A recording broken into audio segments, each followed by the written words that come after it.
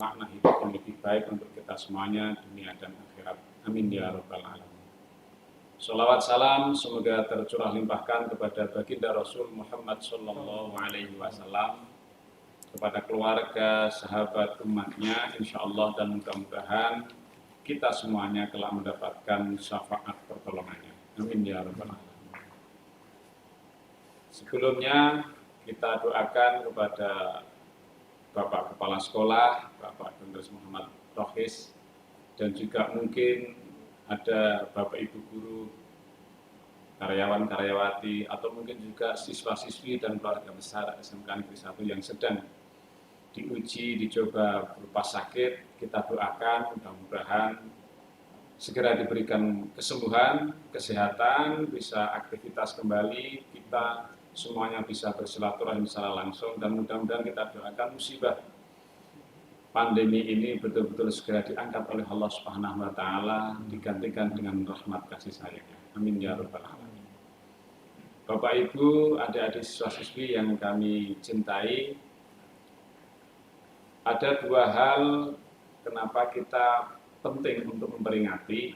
Di antaranya adalah peringatan Isra Mi'raj Nabi Muhammad SAW. Ada dua hal. Yang pertama, orang memperingati satu peristiwa agung itu karena ada ikhtiar agar peristiwa itu tidak dilupakan, atau sangat berpotensi kalau tidak diadakan, manusia, umat Islam itu akan melupakan peristiwa agung itu. Sehingga dibuatlah momentum peringatan. Sama seperti peringatan-peringatan yang lain, misalnya 17 Agustus misalnya. Seandainya tidak ada peringatan itu, maka sangat mungkin bagi bangsa Indonesia tidak akan ingat lagi kapan Indonesia itu lahir. Pun demikian dengan Isra Mi'raj ini. Isra Mi'raj itu kalau tidak dibuat peringatan, sangat mungkin umat Islam akan melupakan peristiwa agung ini. Sehingga dibuatlah satu acara, satu momentum agar kita kemudian ingat peristiwa agung. Ini diantara pentingnya kita membuat satu acara peringatan Isra Mi'raj ataupun peringatan-peringatan hari besar Islam yang lain, Maulid Nabi dan Nuzulul Quran dan seterusnya. Semuanya dalam rangka agar kita itu tidak melupakan peristiwa-peristiwa agung yang seharusnya itu menjadi satu motivasi kita untuk beramal ibadah.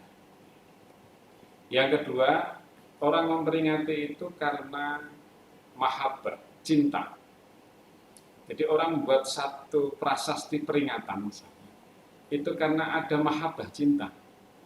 Kalau kita ya peristiwa ini tentu adalah mahabbah kita, cinta kita kepada Kanjeng Nabi Muhammad SAW.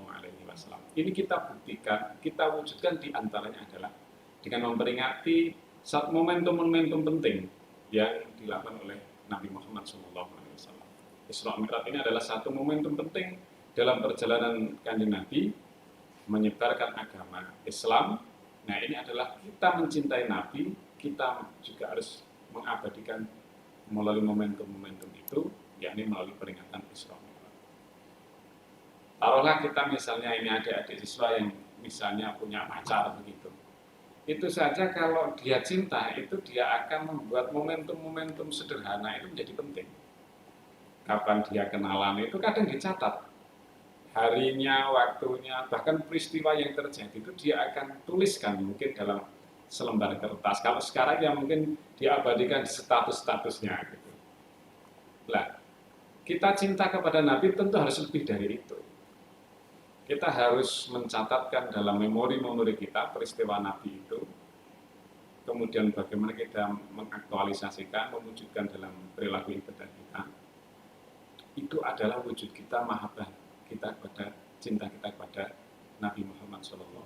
Jadi sudah semestinya kita itu memperingati peristiwa-peristiwa agung yang dialami, dilakukan oleh Kanjeng Nabi Muhammad SAW. Oleh karena itu, saya menyambut baik inisiatif kegiatan dari SMK Negeri 1 Wonosari ini sebagai bagian dari kita menjaga cinta kita kepada Kanjeng Nabi Muhammad. Kalau kita menjaga cinta kita kepada Kanjeng Nabi, tentu saja apa yang menjadi dawuh-dawuhnya itu akan berusaha kita laksanakan. Sama seperti kalau kita cinta kepada orang tua kita, maka kita berusaha dawuh-dawuh orang tua kita akan kita laksanakan. Kita cinta kepada guru-guru kita, maka perintah-perintah, tugas-tugas yang diberikan oleh guru itu akan dengan senang hati kita laksanakan.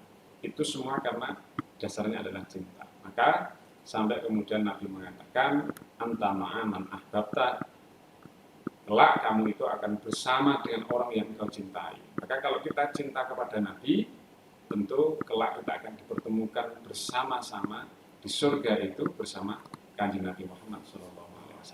Karena itu, mari kita jaga spirit ini, semangat kita untuk mahabbah kepada Kanjeng Nabi melalui Isra Mi'raj ini. Adik-adik siswa-siswi SMK Negeri 1 Wonosari yang saya cintai, Bapak Ibu guru yang kami hormati, berikutnya adalah Isra Mi'raj. Isra Mi'raj itu peristiwa agung, bahkan menjadi bagian dari mukjizat. Saking agungnya itu menjadi bagian dari mukjizatnya Kanjeng Nabi Muhammad SAW. Berarti ini bukan peristiwa biasa. Ini peristiwa luar biasa, sehingga ini dijadikan bagian dari mukjizatnya Kanjeng Nabi. Fungsinya tidak sekedar untuk Kanjeng Nabi, tapi mukjizat itu juga bagaimana kepada untuk umatnya. Sehingga ini berarti kalau ini menjadi bagian dari mukjizat Nabi, ini peristiwa yang tidak main-main. Ini peristiwa yang sangat-sangat luar biasa. Isra Mi'raj itu terjadi pada masa yang disebut dengan Amul Huzni, ketika Nabi mengalami satu fase kesedihan. Sebagai manusia tentu kan Nabi mengalami itu. Dia Nabi sebagai manusia juga mengalami senang, sedih.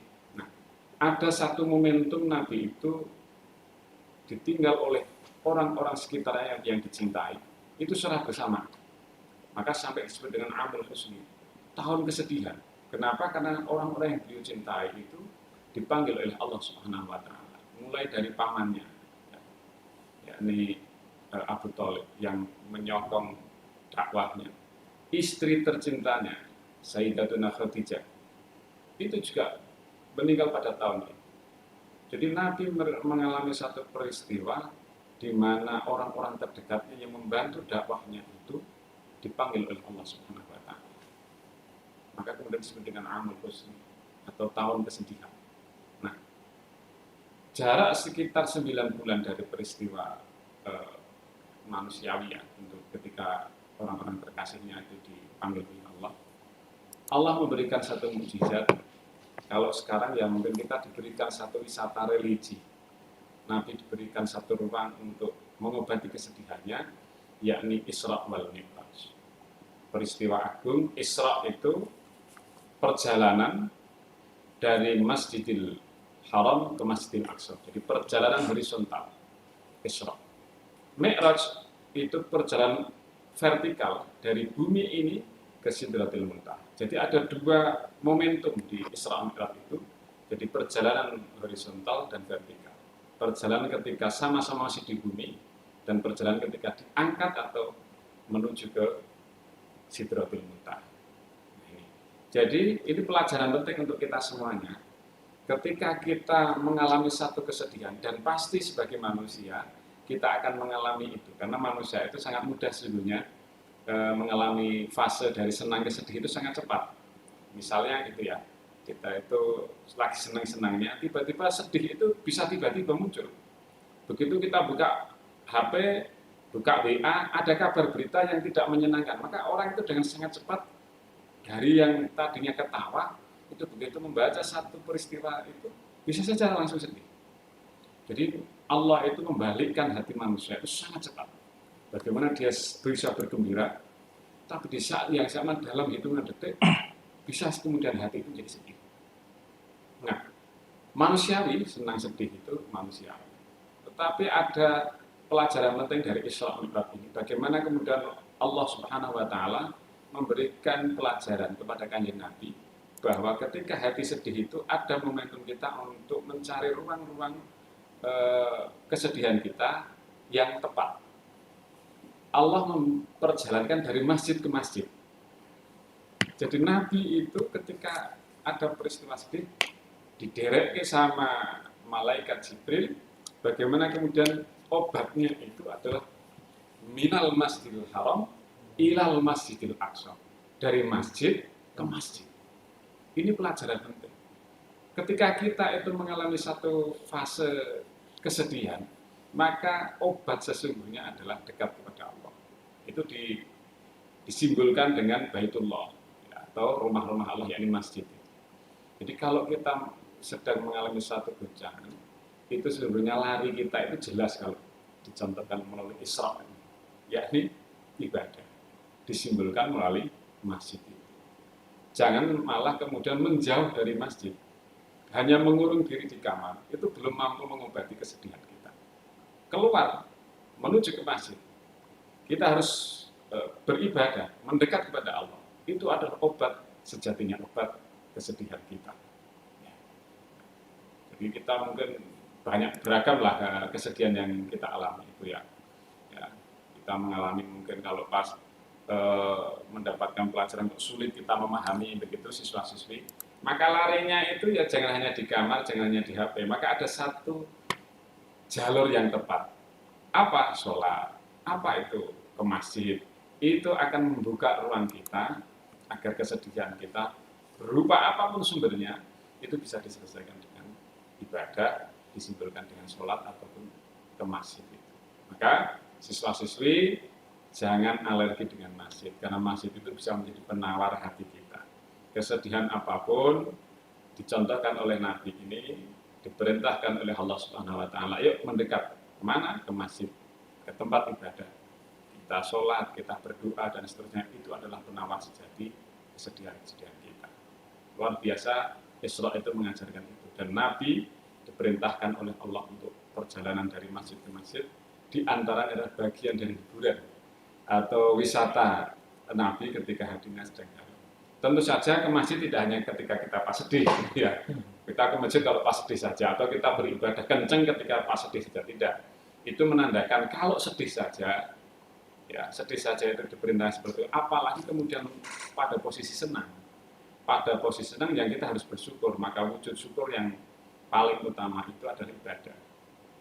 Jadi Nabi itu ketika diberikan fasilitas maghfirah oleh Allah Subhanahu Wa Taala, Nabi diampuni dosa-dosanya yang sudah maupun yang akan dilakukan. Nabi sudah dijamin surga oleh Allah Subhanahu Wa Taala, tetapi wujud syukurnya Nabi itu adalah mempertebal keimanannya, memperbanyak ibadahnya. Maka Nabi sholatnya itu sampai kakinya bengkak, itu dalam rangka saking syukurnya Nabi. Jadi Nabi itu kalau mewujudkan syukur itu ya ibadah. Itu wujud syukur yang paling tepat itu adalah dengan ibadah. Maka kalau kesedihan saja kemudian ibadah, maka syukur kita ibadahnya tentu harus tambah. Kalau kita sedang punya masalah, ibadahnya dikencingi.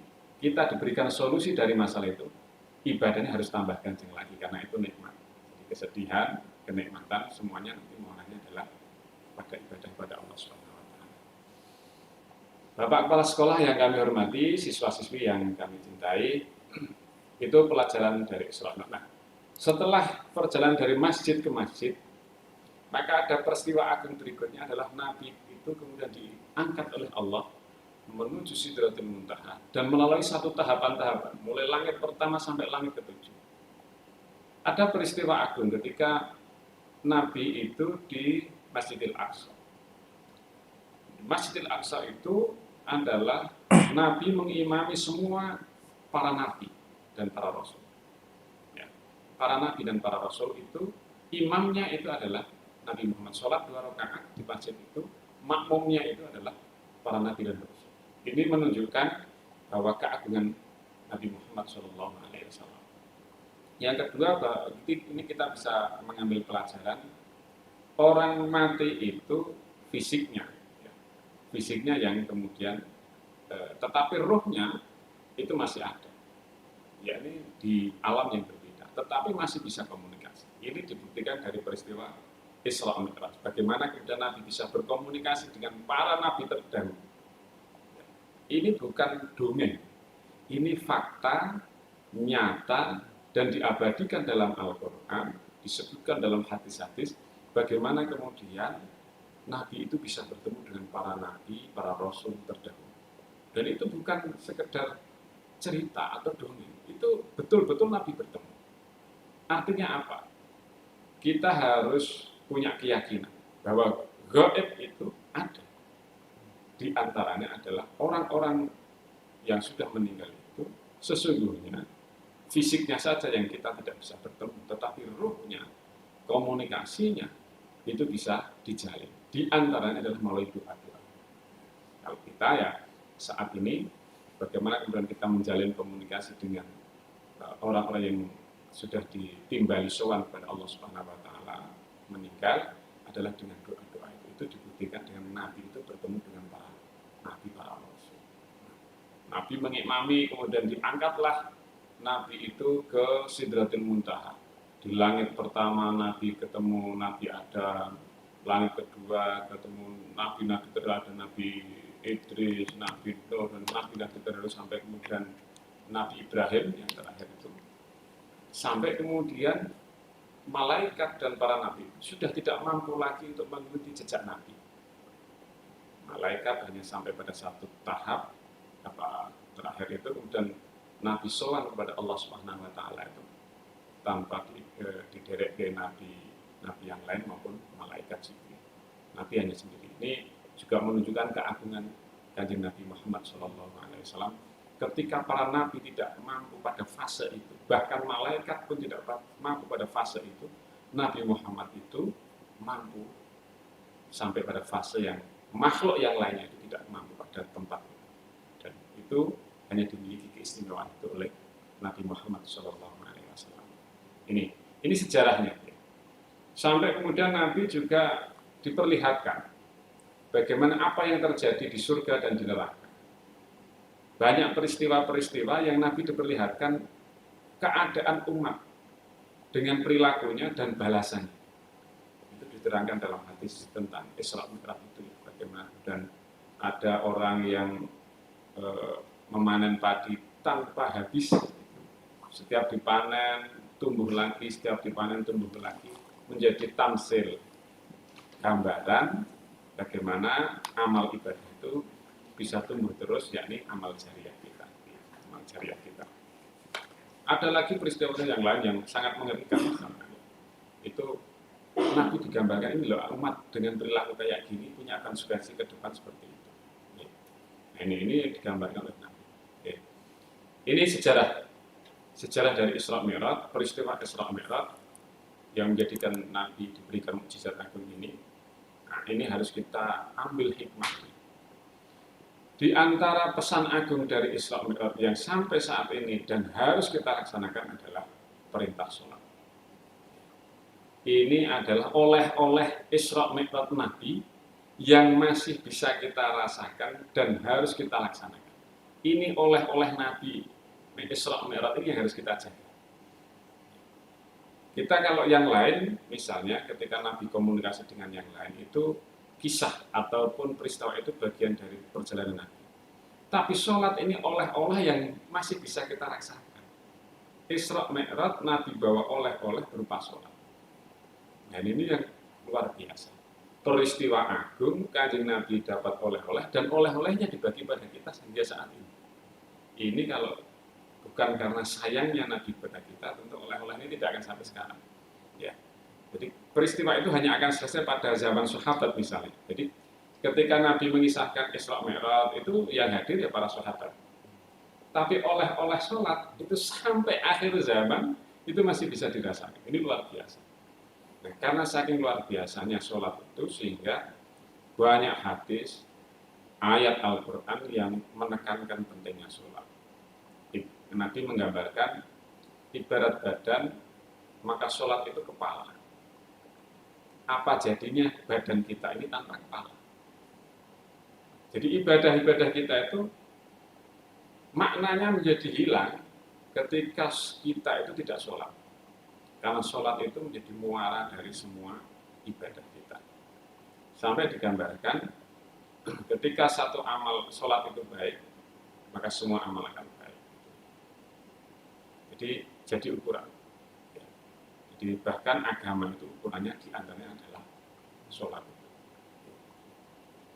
Sholat itu menjadi tiang agama. Jadi kalau baik ya baik, kalau rusak ya ada nanti. Jadi rusak juga agamanya. Kalau saya gambarkan, Sholat itu ya kalau misalnya ada operasi polisi itu ya semacam SIM dan STNK-nya lah kira-kira begitu.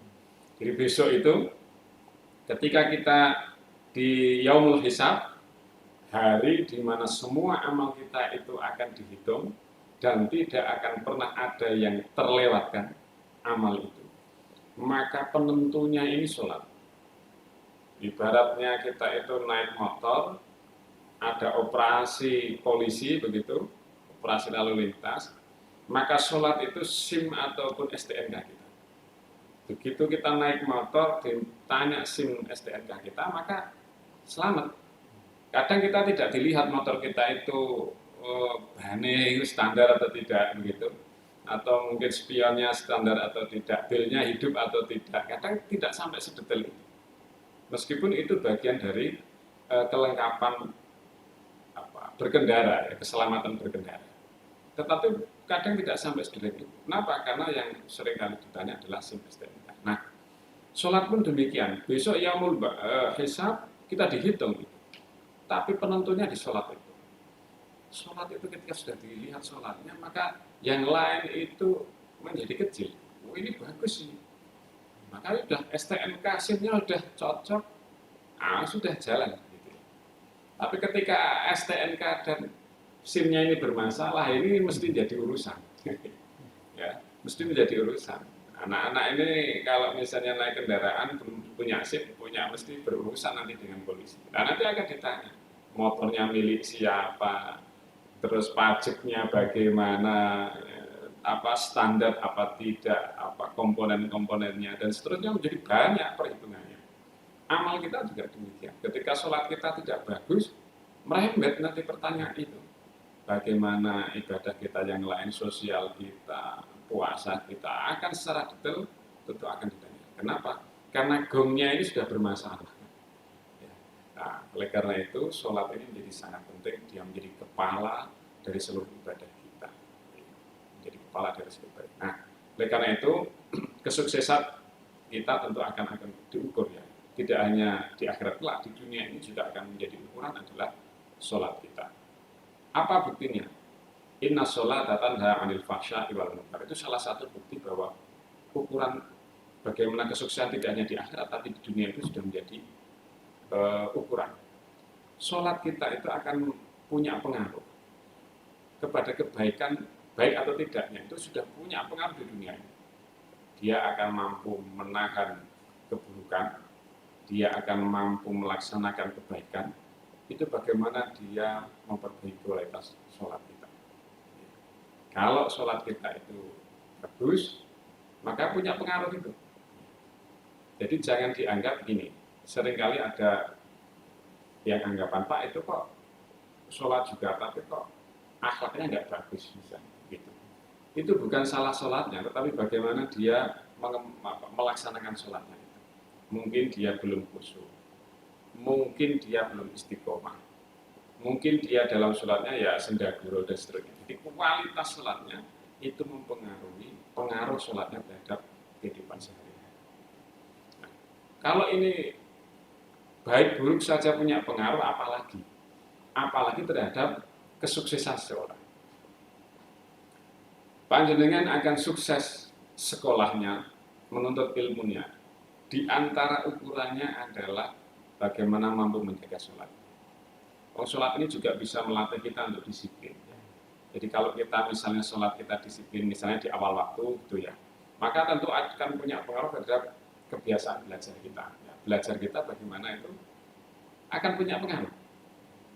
Nah, maka kemudian gunakan ini menjadi satu momentum untuk melatih diri kita terhadap perilaku aktivitas kita yang lain. Tentu perilaku hari itu yang baik-baik. Itu bagaimana kita punya daya pengaruhnya melalui sholat.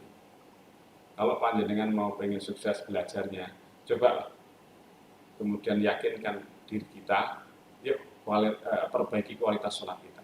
Saya yakin akan punya pengaruh terhadap kualitas keberhasilan kita dalam menuntut ilmu, dalam sekolah maupun dan yang lain. Itu saya yakin punya pengaruh besar. Kalau tahu mungkin tidak saat ini secara langsung, pada 2, 3, 4 tahun atau mungkin saat nanti peristiwa yang lain itu pasti punya pengaruh. Itu bisa dibuktikan. Karena ayat Al-Quran sudah mengatakan, inna sholata tanha anil fahsya wal munkar. Sholat itu bisa menyingkirkan persoalan yang buruk. Persoalan yang buruk. Maka kemalasan itu ya di antara yang fahsya wal munkar kan, kemalasan dan yang lain-lain itu bisa diminimalisir, bisa dihilangkan dengan memperbaiki kualitas sholat kita. Oleh karena itu saya sarankan dan saya ajak kepada siswa-siswi sekalian, mari kita memperbaiki kualitas belajar kita, mulai dengan memperbaiki kualitas ibadah kita, diantaranya adalah sholat kita. Dimanapun, kapanpun, yuk kita jaga. Yang sudah sholat 5 waktu secara istiqomah, yuk kita tambah yang sunnah-sunnah. Malam misalnya kita tambah dengan tahajud, sholat hajatnya. Pagi misalnya dengan duhanya, ya tidak harus banyak, ya 2 rakaat gitu ya, tetapi istiqomah, ya. Istiqomah itu khairun min alfi karomah. Jadi istiqomah itu lebih baik daripada 1000 keramat, 1000 kemuliaan, ya. Jadi kalau kita misalnya sholat malam 2 rakaat, mampunya 2 rakaat, ya tidak apa-apa, tapi rutin 2 rakaat tiap malam, 2 rakaat, maka itu lebih baik. Sama dengan sedekah itu ya. Sedekah itu sedikit-sedikit ya tidak apa-apa, asalkan sering istiqomah. 2000 masukkan, dia mampunya 2000 kan begitu ya, 2000 gitu. Ya meskipun ya kadang mungkin malaikat, aduh kok 2000 misalnya gitu ya. Tapi tidak apa-apa, itu artinya 2000 terus. Daripada 10.000 sekali, sebulan sekali. Tapi 2000 itu rutin, itu lebih baik. Lebih baik daripada banyak, tapi hanya sekali. Nah, maka ini penting untuk kemudian kita tumbuhkan bagaimana, yuk Isra Mi'raj kita jadikan momentum, sholat menjadi inspirasi kita untuk memperbaiki kualitas kehidupan kita, kualitas sosial kita, kualitas belajar kita dari sholat. Kita jaga sholat, maka nanti akan berpengaruh terhadap semua lini kehidupan kita. Ini waktunya kita membuktikan. Siswa-siswi harus membuktikan ini. Ya, belajar saya kok, misalnya belajar kok sulit Pak menangkap atau mudah lupa misalnya. Yuk coba kita latih mulai sholat. Apa? Melalui khusyuk misalnya. Jadi ada resep ini. Khusyuk itu bagaimana? Gitu. Pertama, kalau dalam fikih itu diusahakan sholat itu setidaknya ketika takbiratul ihram itu ingat Allah minimal. Allahu Akbar itu minimal itu harus ingat Allah, bukan ingat yang lain. Itu yang pertama. Yang kedua, cara khusyuk itu kita sadar bahwa kita sedang sholat. Jadi kita melatih khusyuk itu adalah kita sadar sedang sholat. Seringkali itu kita tidak sadar sedang sholat. Nah, melatih khusyuk itu adalah, yuk kita sadar, aku ini lagi sholat. Itu melatih untuk khusyuk. Insya Allah kalau kita, oh iya aku ini lagi sholat, maka itu akan melatih kita untuk khusyuk. Tapi kalau kita sendiri sedang sholat tapi tidak sadar sedang sholat, itu menjadi problem gitu ya. Menjadi problem. Terus kemana ya? Mungkin lari kemana-mana gitu ya. Nah, maka melatihnya adalah bagaimana kemudian kita sadar sedang sholat, bukan sedang membutuhkan yang lain. Ini sholat. Jadi bagaimana kemudian kita melatih sholat kita itu menjadi punya pengaruh terhadap semua lini kehidupan kita. Bapak Ibu Guru, Bapak Kepala Sekolah, dan seluruh siswa-siswi yang saya hormati, berikutnya adalah bagaimana kemudian sholat ini juga punya ukuran. Ya. Jadi Nabi mengatakan di antara pembeda orang ini muslim beneran atau tidak itu di sholat. Jadi menjadi mukmin sejati dan tidak itu ukurannya adalah di sholat. Ini berarti sangat besar sekali pengaruhnya. Orang-orang munafik itu ya hancurnya atau runtuhnya ya di sholat. Jadi orang munafik itu terlihat baik di hadapan Nabi, di hadapan. Tapi bisa dilihat dari sholat. Di antara tandanya adalah orang munafik tidak bisa istiqomah untuk sholat. Ini yang pada zaman Nabi sudah bisa menjadi ukuran bagaimana dan orang munafik itu terlihat kemunafikannya ketika dia tidak mampu menjaga sholat. Nah, ini sampai sekarang juga demikian. Hati kita itu cenderung imannya kuat atau tidak, maka di antara ukurannya adalah sholat. Oke. Nah, PR kita adalah bagaimana kemudian panggilan sholat itu kita rasakan menjadi ukuran kualitas keimanan kita. Jadi maksudnya adalah menjadi introspeksi. Kalau kita itu mendengar suara adzan, kemudian masih males misalnya, maka disitulah kemudian kualitas iman kita. Itu menjadi ukuran. Kalau kita itu diajak sholat misalnya, tapi masih ogah-ogahan, ya disitulah kualitas iman kita. Ini menjadi introspeksi. Jadi sebetulnya seberapa iman saya? Di antaranya adalah seberapa kuat, kemudian ketika ada panggilan sholat itu kita mampu bersegera. Kan macam-macam orang begitu, merespon ajakan sholat itu macam-macam. Ada yang diajak sholat, hayya ala sholat itu jawab saja tidak, gitu. Apalagi melaksanakan, jawab adanya saja tidak. Ya di situ itu kualitas iman kita. Tapi ini sholat, oke kita berhenti misalnya aktivitas, kemudian kita melaksanakan sholat. Berarti di situ kemudian kualitas iman kita. Tengah malam juga demikian. Ketika jam 2, jam 3 kita terbangun, yang teringat itu adalah sholat, maka kemudian disitulah keimanan kita. Maka ada hadis Nabi itu, Pak Jamal ya. Jadi ada hadis Nabi yang ini menjadi resep. Bisa menjadi resep orang itu rajin dan hatinya bagus. Kata Nabi, thayyiban nafsi nasiton. Jadi Nabi punya resep bagaimana orang Islam itu hatinya baik, nyaman, kemudian beraktivitas itu rajin. Itu dimulai dari pagi itu 3 hal kata Nabi. Jadi digambarkan di hadis itu kan, ketika manusia atau orang Islam atau siapapun itu tidur, maka di saat itu setan itu mengikat 3 ikatan. Bisalah hati oqati dengan 3 ikatan. Jadi ketika kita tidur malam itu, kenapa kita nyenyak dan sulit? Karena memang ada tali setan. Gitu. Itu hadis Nabi menyebutkan. Bisalah hati oqati. Ada 3 ikatan yang menjerat kita ketika kita tidur. Nah, 3 ikatan itu bisa dihilangkan dengan 3 amal. Kata Nabi. Apa itu? Ketika pagi hari itu, begitu bangun, itu yang ada itu bagaimana kita berdoa. Jadi bangun, ingat Allah, berdoa. Alhamdulillahilladzi ahyana ba'dama amatana wa ilaihi nusyur. Itu melepaskan 1 ikatan setan. Jadi kalau bangun tidur itu jangan HP dulu. Ya, jadi jangan HP dulu, tapi doa dulu. Ya, itu kan saya pernah baca di antara resep kesehatan itu untuk menstabilkan tubuh kita itu memang ketika bangun tidak langsung apa istilahnya jenggirat gitu ya bangun gitu enggak, tetapi bagaimana kemudian kita itu sejenak menyadarkan diri dan itu bisa dengan doa. Agar apa? Aliran darah ke otak itu bisa maksimal. Tidak, maka biasanya orang bangun kok langsung akhirnya guyang-guyung karena kestabilan tubuhnya belum sempurna. Nah, menyempurnakan kestabilan tubuh itu diantaranya adalah dengan doa. Jadi kita diam sejenak itu dengan doa. Alhamdulillahilladzi ahyana ba'dama amatana wa ilaihi nusyur. Dan itu secara rohani bisa melepaskan apa? Ikatan setan. Yang kedua, kata Nabi, ikatan yang kedua itu bisa lepas itu dengan wudu. Jadi, kalau hanya doa saja kemudian berhenti, maka mesti ngantuknya masih.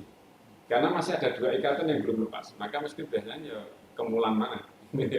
Dingin ya kemulan lagi. Karena baru 1 ikatan yang dilepas, belum 2 yang masih ada dalam tubuh kita. Nah, kalau kita bangun doa, nah kita diam sejenak dengan doa itu, kemudian wudu. Nah, wudu itu bisa melepaskan ikatan setan yang kedua. Ikatan yang setan yang kedua itu bisa lepas.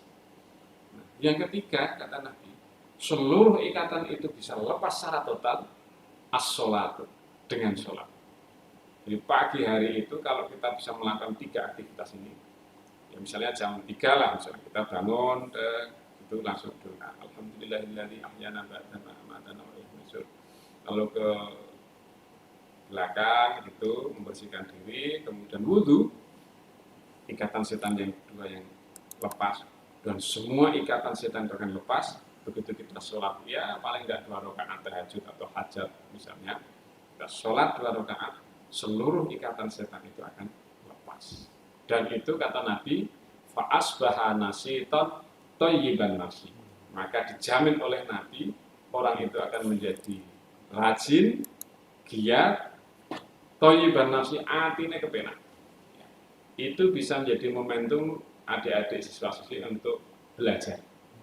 Jadi di fase itu jam 3 dan setelah sholat 2 rakaat itu bisa digunakan untuk belajar atau apapun, untuk thalabul ilmi misalnya baca-baca, itu akan punya pengaruh yang besar terhadap diri kita.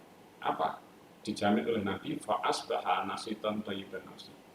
Punya semangat ghirah yang besar dan hati ini kepenak. Karena pasti akan berbeda ketika bangun kok kesiangan dan tidak. Itu artinya harus beda. Mungkin kita pernah mengalami ya, ketika bangun kesiangan itu betapa tidak nyaman. Sudah kemerungsung gitu ya. Terus apalagi yang lain belum siap, kadang marah-marah, kadang ketemu wong tuane muring begitu, ketemu adiknya muring, padahal tidak ada yang salah. Tapi karena hatinya itu sudah nggak nyaman, maka semua menjadi sasaran kemarahan. Itu karena hatinya tidak bersih. Tapi kalau hatinya bersih, ya semua menjadi nyaman. Ya, menjadi nyaman. Nah itu kuncinya itu. Maka PR kita adalah tiap pagi bagaimana kita mengaktifkan 3 amalan. Berdoa, berwudu, sholat. Nah, sholat diantara adalah juga bagian dari oleh-oleh Nabi Isra Mi'raj adalah sholat.